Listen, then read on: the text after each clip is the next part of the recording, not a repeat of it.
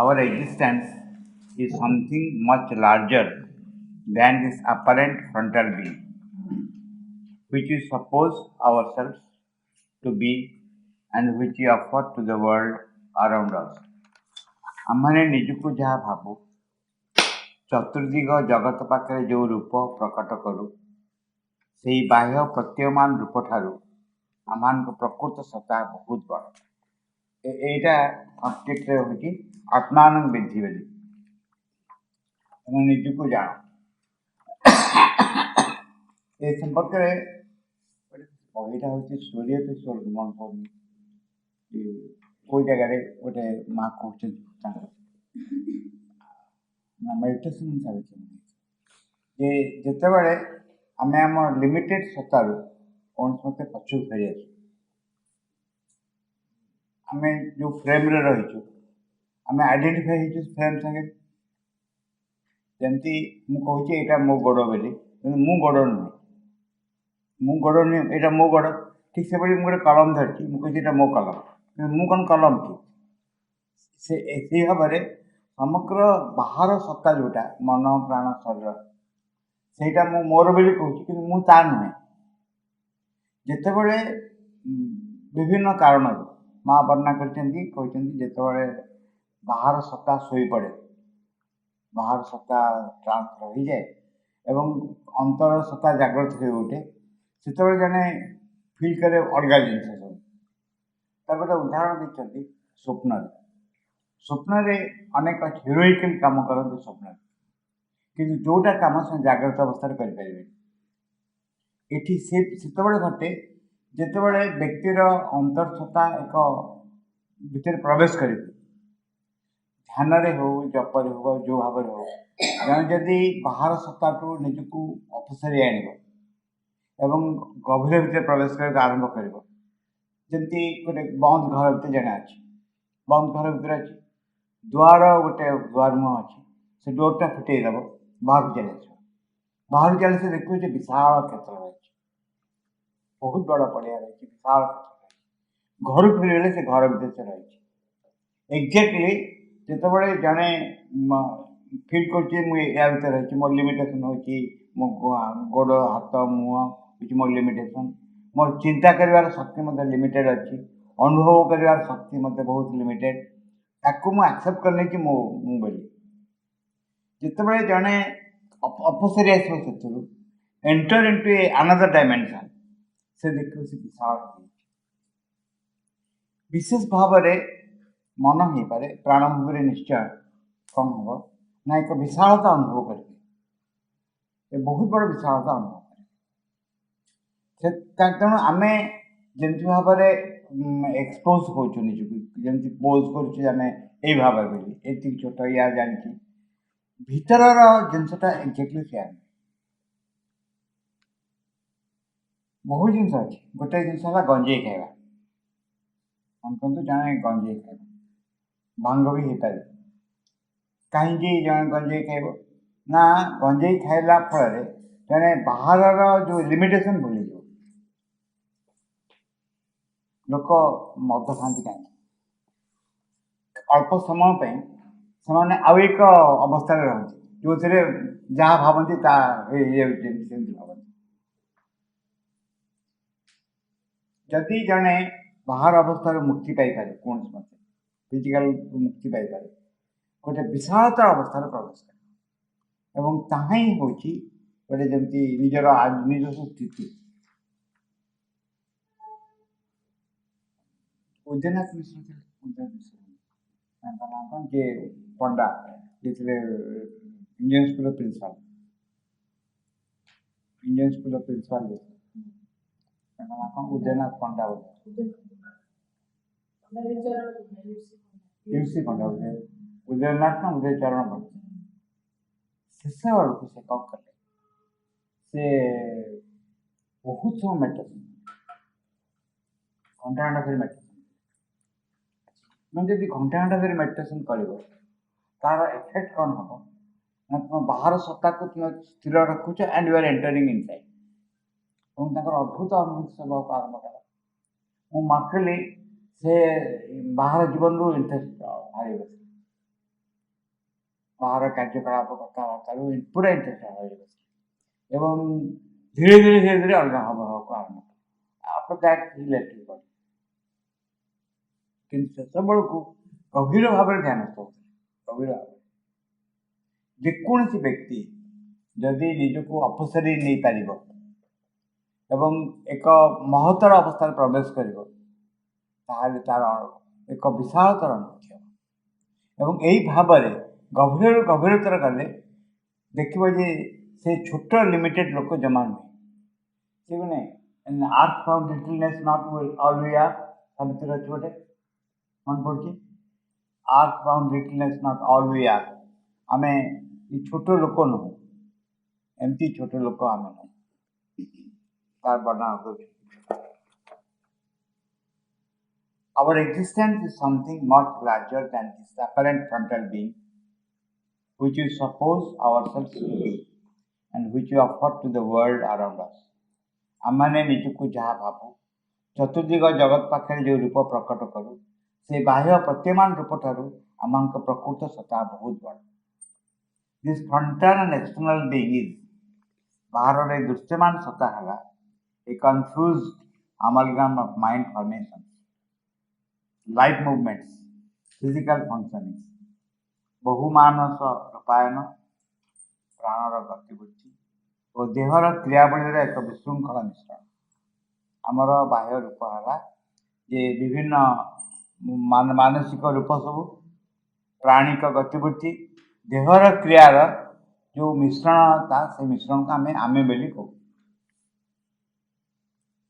Of which even an exhaustive analysis into its component parts and machinery fails to reveal the whole secret. तार पूर्ण रहस्य यही मिश्रणर उपादान सकल और तार यांत्रिक कार्यप्रणाली विश्लेषण द्वारा भी जाना जाए ना.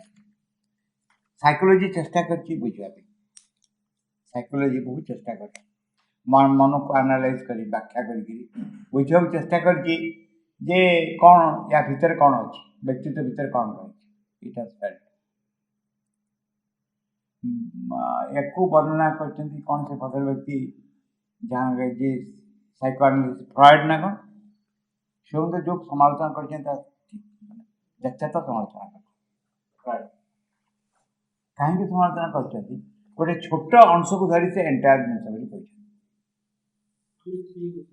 आगे हाँ बहुमानस उपाय प्राण गतिविधि देहर क्रियावली को विशृंखल मिश्रण ताका में आमे बिल्कुल ता कारण होची आमे हमर आउ एक परिचय पाइनी निजर आउ एक परिचय रही आउ एक अनुभव रही से अनुभव आम पाख घोड़े के रखा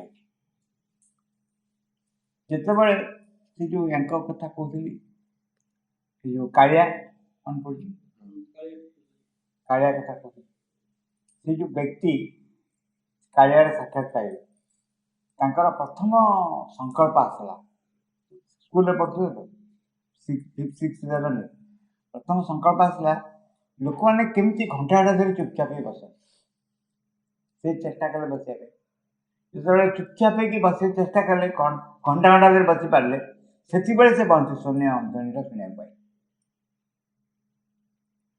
मुझे साधुंकर जीवनी पढ़ुी से लाइफ केमती स्टार्ट है से वर्णना कर बढ़िया खाली टचिंग स्टोरी आखि बंद करदे आखि बंद कर अंधार देखा से खाली अंधार पछपटे कौन अच्छे आखि आखि बंद कर जो अंधार देखिले से चेष्टा कले जानापी अंधार पछपटे कौन तापर वर्णना कर डिफरेंट बीइंग्स मैंने आसिले ऋषि मैंने आसिले कहले कौन जिते इनर वर्ल्ड इज प्रिपेयर्ड अंतर बोध प्रस्तुत होना कौ गोटे द्वार खोज जो बाहर जाए किसी गोटे आइडियाज किसी गोटे थॉट्स आसो जो आइडियाज जो थॉट्स व्यक्ति को टाणी आने तार limitation it is only when you go behind below above into the hidden stretches of our being that we can know it. केवल जेबे आम पश्चात निम्न ଏବଂ ବର୍ତ୍ତମାନ ଆମମାନଙ୍କ ସତାର ঊର୍ଦ୍ଧ୍ୱରେ ଯେଉଁ ଭୂମି ସକାଳ ପ୍ରଚ୍ଛନ୍ନ ହୋଇ ରହିଅଛି ସେସବୁରେ ପ୍ରବେଶ କରୁ ସେତେବେଳେ ଆମମାନେ ସେହି ରହସ୍ୟ ଜାଣିପାରୁ। ଆମର ପଶ୍ଚାତରେ ରହିଛି, ଆମର ତଳେ ରହିଛି, ଆମର ଊର୍ଦ୍ଧ୍ୱରେ ରହିଛି, ସବୁ ଜାଗା ଆମର ଖୋଲା ହେଇଛି, ବନ୍ଦ ହେଇକି ରହିଛି। ଆମର ଅବଚେତନା ନିଶ୍ଚେତନା ସବୁ ରହିଛି। ସେଥିରୁ ଯେଉଁ ଇମ୍ପଲ୍ସ ଆସୁଛି, ସବୁଠୁ ମଜା ହେଉଛି ଯାହା ଆସୁଛି ଆମେ ତାକୁ ମୁଁ ବୋଲି ଫିଲ୍ କରୁଛୁ, କହୁଛୁ, ଅନୁଭବ କରୁଛୁ ଯେ ଏଇଟା ମୁଁ ବୋଲି। ଏଗୁଡ଼ାକ ଯେ ଅନେକ ସ୍ତରରେ ଆସୁଛି ଆମେ ତାକୁ ଜମା ଜାଣିପାରୁଛୁ। ଯଦି କୌଣସି ନା କୌଣସି ପାଟେ ଜଣେ ଭିତରର ଦ୍ୱାର ଖୋଲିଦିଏ ବା ଊର୍ଦ୍ଧ୍ୱର ଦ୍ୱାର ଖୋଲିଦିଏ ତାହେଲେ ଯାଇକି ଏସବୁ ଜଣାପଡ଼ିବ। ଏକ ଦ୍ୱିତୀୟରେ ଏ ଟାଇପ୍ ଅଫ୍ ଇନକ୍ୟୁଜିଟିଭନେସ୍ ବୋଧେ ରାଇଟ୍ ୱାର୍ଡ଼ ନୁହେଁ, କିନ୍ତୁ ଜାଣିବା ଯେ କ'ଣ ଅଛି, ଗୋଟେ ଆଗ୍ରହ, ଗୋଟେ ବିଶାଳ ଆଗ୍ରହ, ଆଉ ମନର ସ୍ଥିରତା, ଆଉ ବଡ଼ କଥା ହେଉଛି ନିଜକୁ ଯେଉଁ ଆଇଡେଣ୍ଟିଫାଇ କରାଯାଏ ନିଜର ପ୍ରବୃତ୍ତି ସାଙ୍ଗରେ, ସେଥିରୁ ବିରତ ରହିଲେ ଏ ଘଟଣା ସହଜ ହେଇପାରିବ। ମୁଁ ଯେଉଁ ପ୍ରବୃତ୍ତି ମୋ ଭିତରେ ଦେଇ ଆସୁଛି, ମୁଁ ତା ସାଙ୍ଗେ ନିଜକୁ ଆଇଡେଣ୍ଟିଫାଇ କରୁଛି। ଆଇଡେଣ୍ଟିଫାଇ କଲେ କ'ଣ ହେଉଛି? ମୁଁ ଭାବୁଛି ଯେ ମୁଁ ଚିନ୍ତା କରୁଛି, ମୋ ଭିତରେ ଖରାପ ଚିନ୍ତା ଆସୁଛି, ମୋ ଭିତରେ ଭଲ ଚିନ୍ତା ଆସୁଛି, ମୁଁ ସ୍ନେହ କରୁଛି, ମୁଁ ଘୃଣା କରୁଛି, ମୁଁ କରୁଛି। ଏମିତି କଲେ ଆମେ ବନ୍ଦ ହେଇଯାଉଛୁ। ଯେତେବେଳେ ମୁଁ ଯେମିତି ଆକାଶରେ ଥରେ ପକ୍ଷୀ ଉଡ଼ି ଯାଉଛନ୍ତି, ମୁଁ ଦେଖୁଛି ପକ୍ଷୀଟା ଉଡ଼ୁଛନ୍ତି, ତା ସାଙ୍ଗେ ମୋର ସମ୍ପର୍କ ନାହିଁ। ଠିକ୍ ସେଇଭଳି ଥଟ୍ସ ଅଫ୍ ଫିଲିଙ୍ଗସ୍ ମୋ ଭିତରେ ଦେଇ ଚାଲି ଯାଉଛି, ଆଇ ଏମ୍ ନଟ୍ ଆଟାଚ୍ଡ, ତା ସାଙ୍ଗେ ମୋର କିଛି ସମ୍ପର୍କ ନାହିଁ। ଏଇ ଭାବରୁ ଏକ ବୋଧିର ଉତ୍ପନ୍ନ ହେବ ବା ଯେତେବେଳେ ଚିନ୍ତା ଶାନ୍ତ ହେବାକୁ ଆରମ୍ଭ କରିବ, ଯେତେବେଳେ ପ୍ରାଣ ସ୍ଥିର, ଇମୋସନ୍ ସ୍ଥିର ହେବାକୁ ଆରମ୍ଭ କରିବ, ମୁଁ ହେଲ୍ପଲେସଲି ନିଜର ଇମୋସନ୍ ବା ଚିନ୍ତାର ଅଧୀନରେ ରହିବି, ସେତେବେଳେ ଅନ୍ତର୍ଗସ୍ତ ଖୋଲିବାକୁ ଆରମ୍ଭ କରିବ। ଆମେ ସାବଧାନ ହେବା ଯେମିତି କୌଣସି ମତେ ମୋ ଇମୋସନ୍ ଦ୍ୱାରା ମୁଁ ସୀମିତ ନୁହେଁ, ମୋ ଚିନ୍ତା ଦ୍ୱାରା ମୁଁ ସୀମିତ ନୁହେଁ। The most thorough and acute surface scrutiny and manipulation cannot give us the true understanding or the completely effective control of our life, its purpose, its activities. ବହିସ୍ତରକୁ ଆମେମାନେ ଯେତେ ହିଁ ପୁଙ୍ଖାନୁପୁଙ୍ଖ ରୂପେ ଏବଂ ଗଭୀର ଭାବେ ପରୀକ୍ଷା, ଆଲୋଚନା ଓ ଅନ୍ୱେଷଣ କଲେ ସୁଦ୍ଧା ଯଥାର୍ଥ ଭାବେ ତାହା ଜାଣିପାରୁନାହିଁ, ଅଥବା ଆମମାନଙ୍କ ଜୀବନ ତାର ଉଦ୍ଦେଶ୍ୟ ଓ କ୍ରିୟାଧାରାର ସକାଳ ଉପର ପୂର୍ଣ୍ଣ ନିୟମରେ ଆଣିପାରୁନାହିଁ। ଆମେ ଯେତେ ପରୀକ୍ଷା କଲେ, ଯେତେ ଚିନ୍ତା କଲେ ଆମ ଉପରେ କଣ୍ଟ୍ରୋଲ ଆସୁନି ବା କାହିଁକି ଏମିତି ଘଟୁଛି ଆମେ ଜାଣିପାରୁନୁ। ଏ ହେଉଛି ତାର ମୁଖ୍ୟ କାରଣ ତାର ଗୋଟେ ଉଦ୍ଦେଶ୍ୟ ହେଲା ଯେତିକି ରକମ ସାମର୍ଥ୍ୟ ଆମର ରହିଛି, ଆମର ଗୋଟେ ମେଣ୍ଟାଲ ସାମର୍ଥ୍ୟ ରହିଛି, ସେଇ ସାମର୍ଥ୍ୟରେ ଆମ ଜୀବନର ଉଦ୍ଦେଶ୍ୟ ଗତିବିଧି ଜାଣିବା ସମ୍ଭବପର ନୁହେଁ। ଯେମିତି ପିଆଜରୁ ଚୋପା ଛଡ଼ାଯାଏ, ଯେତେ ଛଡ଼ଉଥିବ ଚୋପା ଛାଡ଼ୁଥିବ, ପିଆଜ ଆଉ ଶେଷ ହେବନି। ଠିକ୍ ସେଇ ଭାବରେ ଆମେ ଯେଉଁଠି ଭାବରେ ନିଜକୁ ଆନାଲାଇଜ୍ କରୁଛୁ ସେଥିରେ ଫଳ କିଛି ହୁଏ ନାହିଁ। ଯଦି କୌଣସି ମତେ ଆମେ we can be different from that, ତାହେଲେ ଗୋଟେ ସାମର୍ଥ୍ୟ ଆସିବ ଦେଖିବା ପାଇଁ। ଆଚ୍ଛା, ଏ ଯେଉଁ ବିଶ୍ୱରୂପ ଦର୍ଶନରେ ଯେଉଁ ଶ୍ଲୋକଟା ଅଛି, ଦଦାମି ତେ ଦିବ୍ୟ ଚକ୍ଷୁ ପଶ୍ଚିମେ ଯୋଗମୈଶ୍ୱର୍ଯ୍ୟମ୍, ଯେ ତମେ ଏ ଆଖିରେ ଦେଖିପାରୁନ ଜିନିଷ, ମୁଁ ତୁମକୁ ଗୋଟେ ସାମର୍ଥ୍ୟ ଦେଉଛି। ଯେମିତି ଶ୍ରୀନଙ୍ଗ ସହର ଡକ୍ଟର ସାମନାରେ ଠିଆ ଅଛନ୍ତି, ଚୁପକିରି ମାମ୍ କହୁଛନ୍ତି ଯେ କ'ଣ ଅତିମାନ ଶକ୍ତି ଆପଣ କହୁଛନ୍ତି ଦେଖିପାରୁନି, ଶ୍ରୀନଗର ହସିକିରି ତାଙ୍କ ମୁଣ୍ଡରେ ହାତ ଦେଇ ଦେଉଛନ୍ତି। ସାଙ୍ଗେ ସାଙ୍ଗେ ସେ ଦେଖୁଛନ୍ତି ଯେ ତାଙ୍କ ଶରୀର ଯେମିତି ସୁନେଲି ଆଲୋକ ବା ବ୍ଲୁ ରେଡିଏସନ୍ ହେଉଛି, ସେ ଦେଖିଛନ୍ତି, ବର୍ଣ୍ଣନା କରିଛନ୍ତି ତାର ବର୍ଣ୍ଣନା। ଯଦି କିଛି ଏକ ତାମାନେ ଆମେ ଗୋଟେ ଜିନିଷ ପଏଣ୍ଟରେ ପହଞ୍ଚିଲୁ, ଯଦି ନାହିଁ ଇଟ୍ କୁଡ୍ ବି ଗିଭେନ୍ ଟୁ ସମୱନ୍, ଏଇ ସାମର୍ଥ୍ୟ ଯଦି ତା ହୁଏ, ଆମର ସବୁଠୁ କ୍ଲୋଜ୍ ହେଉଛନ୍ତି ଯେ ଆମ ହୃଦୟରେ ରହିଛନ୍ତି, ସବୁଠୁ କ୍ଲୋଜ୍ ଆମର, ଆମେ ତାକୁ ମାଗିପାରୁ ବହୁ ଜିନିଷ, ସରଳ ଭାବରେ ମାଗିପାରୁ। ଯେଉଁଠି ସରଳତା ଥିବ, ଆନ୍ତରିକତା ଥିବ, अन्न बाटे दिस दैट इनएबिलिटी अच्छा जानिबा होची कंट्रोल करबा ये जो कहली क्रियाधारा सकल पर पूर्ण नियमन करि पाबे or the complete effective control of our life purpose आमे कंट्रोल केमिति करि परिबु जेतेबेले आमे बुझि पारू को जगार मा जो वर्णना करे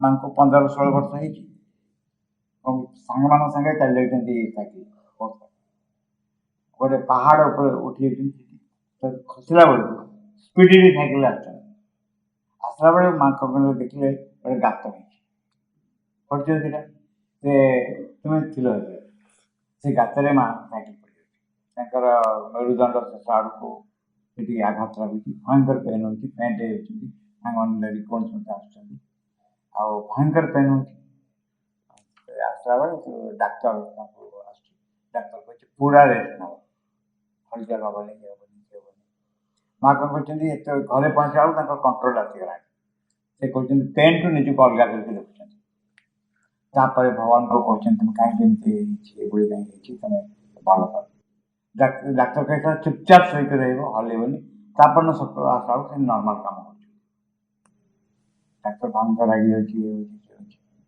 ଏମିତି କେମିତି ହେଲା ସେ ହେଲା ଇଏ କିଛି କହୁନାହାନ୍ତି କାମ କରୁଛନ୍ତି ତାପରେ ଡାକ୍ତର ବାରମ୍ବାର ଦେଖା ହେଇଛି ପରେ ପଚାରିଲେ କେମିତି ତୁମେ ଭଲ ହେବ ସେ ବର୍ଣ୍ଣନା କରୁଛନ୍ତି ଯେ ଏମିତି କିଛି ପସନ୍ଦ ବୋଲି କହିଛନ୍ତି ବଡ଼ କ୍ୟାପିଟାଲ ତାଙ୍କୁ ଚାର୍ଜ ଦେଇଛନ୍ତି କହିଛନ୍ତି ତୁମେ ଭଲ କର ଏବଂ जोटा मास मास धरिकी डाक्तर कहला हलिले पारालाइज ହେଇପାରିବ टोटल बॉडी ସେଥିରେ ଗୋଟେ ରାତିରେ ସବୁ ଠିକ୍ ହେଇଗଲା इट इज क्वाइट पॉसिबल यदि आमे आमे इन्वोक करू आम लाइफ एक्टिविटीज भितर आमे इन्वोक करू आउ गोटे फिजिकल पेन केवल नुहे एक्टिविटीज कंट्रोल हम कारण आम जीवन पर आउ एक चेतना शक्ति क्रिया करे That inability indeed is the cause of the failure of reason, morality, and every other surface action to control and deliver and perfect the life of the human race. এই অক্ষমতা সকাশে আমার যুক্তি বুদ্ধি নীতিবোধ বা অন্য কৌশি বাহ্য ক্রিয়া মানব জীবনকে সংযত মুক্ত পরিপূর্ণ করে এই যে অক্ষমতা রয়েছে সেই सकाशे कौन सी मोरालिटी आम जीवन को चेंज कर पारे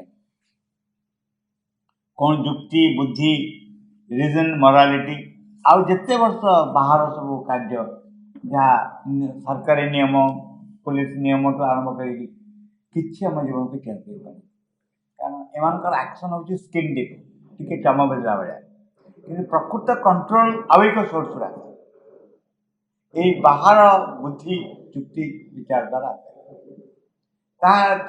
आम कौन करूँ ना असहाय भाव में भासी जाऊ पूरा हेल्पलेसली भासी जाऊ जिते आम इनभोक करूँ आउ एक शक्ति साहाय्य it comes from deep within far below even our most obscure physical consciousness is subconscious being आमମାନଙ୍କର शरीर चेतनार अंधकार छन्न गभीरतार स्तर पछरे गोटे अचेतन सत्ता रही in which as in a covering and supporting soil are all manners of hidden seeds that sprouts up. से आच्छादित और उर्वर भूमि केते प्रकार गुप्त अजना अचिन्हा बीज अंकुरित हो बाह्य जीवन में प्रकाश पाए अवचेतना जे मनुष्य को कंट्रोल करे एवं आमे किसी भी जान श्रीमंद बुढ़ा तार वर्णना देते perhaps it parable of this art of this world जे बाह्य जीवन में मुझे फिल कर अवस्था अवचेतना भितर आ किछि भूलेनी किछि भूलेनी एवं ओबिडिएंट गोटे जगह के वर्णना कर मन करतु मु राति 3टा बेले उठी मु कहबी ये 3टा बेले उठी ठीक 3टा बेले कारण अवचेतना रेकर्डिंग कर से अनुसार या यूटिलाइज कर ମାନେ ସବୁ କାମରେ କୁହାଯାଇଛି ଯେତେ ଅସୁବିଧା ତା କାରଣ ହେଉଛି ସବକଂସ, ଯେତେ ଅସୁବିଧା ଯେହେତୁ ଯେଉଁ କ୍ରୋନିକ୍ ଡିଜିଜ୍ ନଥାଏ, କ୍ରୋନିକ୍ ଡିଜିଜ୍ କ'ଣ ଭଲ ହେଇଥିବ ପୁଣି ଆଉଥରେ ରୋଗ ହେବ, ପୁଣି ଆଉଥରେ ରୋଗ ହେବ, ତା ଭିତରେ ସେ ମନେ ରଖି ରୋଗର ସ୍ପନ୍ଦନକୁ ପଠାଏ। ତାକୁ କଣ୍ଟ୍ରୋଲ କରିବାକୁ ହେଲେ ଆଉ ଏକ ବସ୍ତୁ ଦାଦା ସବୁବେଳେ କହୁଥିଲେ ତାଙ୍କ ଆଣ୍ଠୁ ଯେଉଁ ପ୍ରୋବ୍ଲେମ୍ କେବଳ ସବକଂସସ୍ ସକାଶେ ହେଉଛି। କହିଲେ ତାଙ୍କର ତ ଚମ୍ପଲାଙ୍କ ବି ସେୟା ହେଉଥିଲା, ମାଆଙ୍କର ତ ସେୟା ହେଉଥିଲା, ସୁନନ୍ଦଙ୍କ ସେୟା ହେଉଥିଲା, ଯେଉଁମାନେ ଅଛନ୍ତି ସମସ୍ତଙ୍କର ଆଣ୍ଠୁ ପ୍ରୋବ୍ଲେମ୍ ହେଉଥିଲା। ନାଇଁ ସେ କହିଲେ ସେମାନେ କାମ କରୁଥିଲେ। ମୁଁ ଆପଣଙ୍କୁ ସେ କାହାଣୀ କହୁଥିଲି ଦାଦାଙ୍କର, ଗୋଟେ ଝିଅଟେ ଥିଲା ଅଛି, ତା ନାଁ ଅଛି ରତ୍ନ। ସେ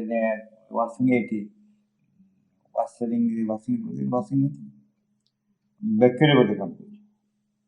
ସେ ଦାଦାଙ୍କ ପାଖକୁ ସବୁଦିନ ଆସେ 11ଟା 12ଟା ବେଳକୁ, ମାଲିଶ କରି ଯାଏ।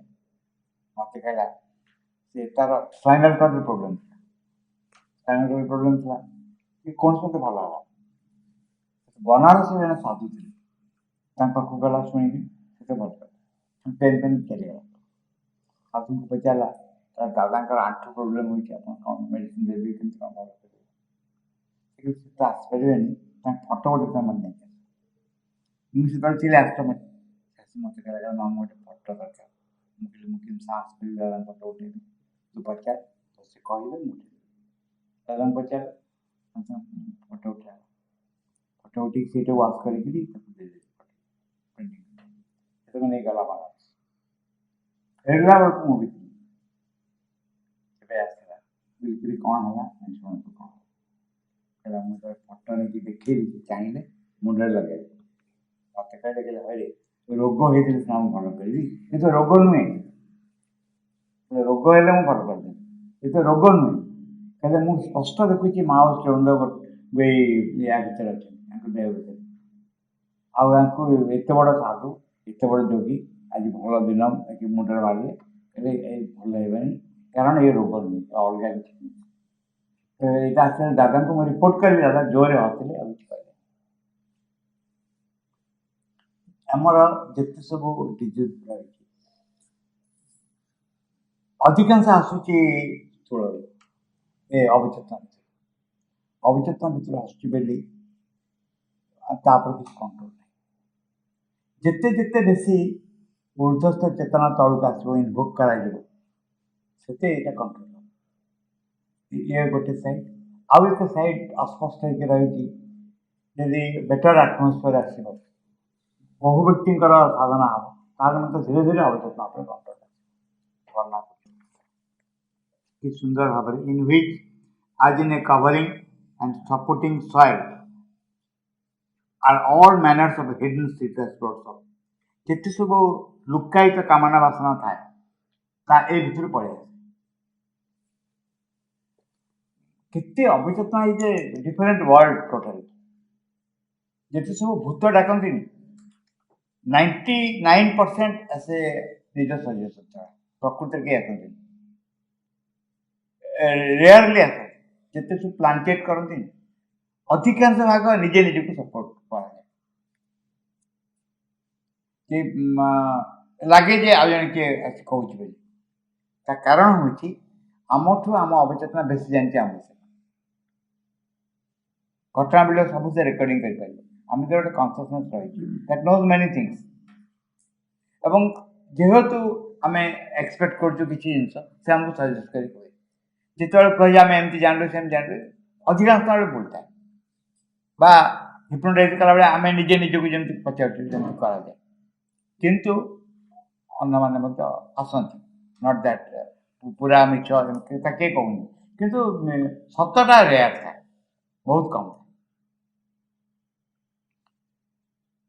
ଗୋଟେ ବାଇବେଲଟା ହିବ୍ରୁ ଭାଷାରେ ଲେଖା ହେଇଛି। ବାଇବେଲ ଜଣଙ୍କ ଘରେ ଗୋଟେ ଝିଅଟେ କାମ କରେ, ଫ୍ରାନ୍ସର କାମ। ସେ କ'ଣ କରେ, ସେ ଫ୍ରେଞ୍ଚ ଜାଣିଛି ଆଉ କିଛି ଜାଣିନି, ସାଧାରଣ ଝିଅଟେ ଘରେ କ'ଣ କାମ ଦାମ କରେ। ତାଙ୍କ ଘରେ ସେମାନେ ହିବ୍ରୁ ଭାଷାରେ ବାଇବେଲ ପଢ଼ନ୍ତି। ହିବ୍ରୁ ଭାଷା ପଢ଼ି କେହି ଜାଣିବା କଥା ନାହିଁ, କେହି ବୁଝନ୍ତି। ये आसे घर काम कर जाए, घर काम कर जाए। दिने कौन हला हठात काम करची बेहोश होई पड़िया। बेहोश होई पड़िकी हिब्रू भाषा बाइबल कहवा आरंभ कला। समस्ते आश्चर्य हेले, ये तो किसी जाने पाठ साठ पढ़नी, फ्रेंच भी भल कि जानी, हिब्रू भाषा चमत्कार केमती से जहाँ शुणी से मन रखा, नॉट कॉन्शियसली अनकॉन्शियसली मन रखा, अवचेतना रेकर्डिंग होता हुए आम पाठ पढ़ले भूलू कहीं आम जो पढ़ुचु आम भूलुचु कहीं आम जदि से सिक्रेटा जापर not contact exactly contact exactly कहते कंटाक्ट कले अर्थ हो गोटे पर्सन रेकर्डिंग कर रखुचे सब जिन आमर एक्सेसिव एक्टिवनेस ताको कवर कर दो आमर उत्तेजना एक्साइटमेंट आम जो व्यस्त हो जाऊँ एसबू जिनस आमको बाधा दूसरी to come in contact with that और जहाँ सब सुविधा सब असुविधार मूल कारण जिते जदि यूटिलाइज कर आउ गए जिन अच्छी हेल्पलेसली निजी को रिपीट कर चल रिपीट कर चलो भगवान का आड़ कहीं जीवन इट स्ट्रगल टोटाल स्ट्रगल एड़े सहजर हुए जिते साधु महापुरुष लिखिले किसी बाट जाइए किसी कर कारण जदि अवचेतना माँ वर्णना कर निश्चेतना जदि थे निश्चेतना विजय हासिल हो जाए कहापे किसी कंडीशन दरकार सब ठीक है एड़े सहजर सब हुए एड़े सहजर हुए आम अन्य जगत में हिरो हो पार ये कि जीरो ये कि नथिंग कर केवल जदि वर्णना कराई ग्रेट नेम मन पड़नी मो मुहरे हाँ जिते बड़े आम सेवाटे जीवु से सैड को जीवु से सैड्रे देखिए पछरे सतुर ठिया श्रीमंत वर्णना कर तार गरम निश्वास आसी कांधे बाजू आ केवल साहय हो भगवान का नाम धरिकी जीवन पड़े ता ना कौन से आसी माड़ी मुक्ति ये हूँ असुविधा जदि विश्वास निर्भरता थी यहाँ एवं कहूँ समस्त समर्थ होती कारण अतिमानसिक चेतना शक्ति क्रिया कर जहाँफल गोटे पसिबिलिटी देखाई सब विषय पर विजय हासिल कर आम क्षेत्र में जो सामान्य व्यक्ति आम क्षेत्र में मान विश्वास निर्भरता विश्वास गोटे ये आस्था जे जिन ठीक है कारण से इतने भयंकर भाव में आसिक देखेबे जे जीवन लगे परिवर्तन हो पाए आसी विश्वास स्थापन कर चलिए तुम कि जहाँ जब से किसी चेंज हे तार उत्तर हूँ मान कृपा